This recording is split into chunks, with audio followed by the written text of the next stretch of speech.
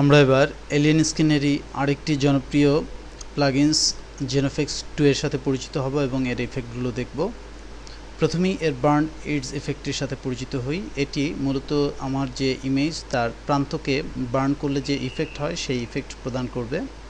আমি এটি বাড়াতে কমাতে পারি, এখান থেকে এর রাউন্ডনেস ইত্যাদি বাড়াতে কমাতে পারি। এর কালার আমি যদি পরিবর্তন করে দিতে চাই সেটিও আমরা এখান থেকে করতে পারি এবং তার একটি প্রভাব এখানে ফেলতে পারি।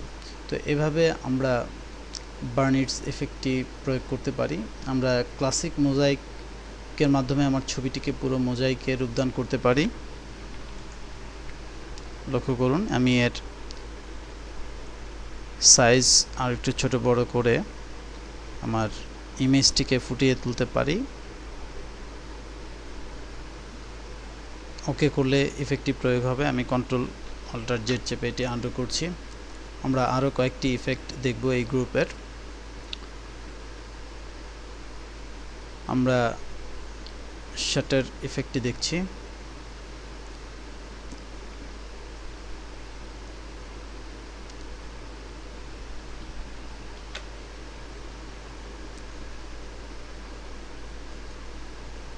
আমরা এবার রিপ ওপেন ইফেক্টটি দেখব। এটিও একটি কমনলি ইউজড একটি ইফেক্ট। এটি মূল ছবিকে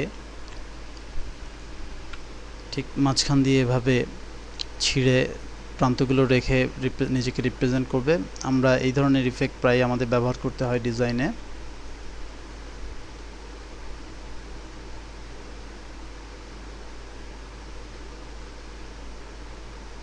আমরা সর্বশেষ ক্র্যাক ইফেক্টটি দেখছি। এটি প্রান্ত থেকে এটিকে ক্র্যাক ইফেক্ট দেবে, অর্থাৎ প্রান্ত থেকে এটি অনেকটা আমাদের পা ফাটলে বা চামড়া ফেটে গেলে যে ইফেক্টটি তৈরি হয় ক্র্যাক ইফেক্ট যেটি, সেটি এর উপর প্রয়োগ হবে। লক্ষ্য করুন কর্নার দিয়ে এটি ফেটে ফেটে যাচ্ছে। এই ধরনের ইফেক্ট আমরা এই প্লাগইনস ব্যবহার করে খুব সহজেই তৈরি করতে পারি।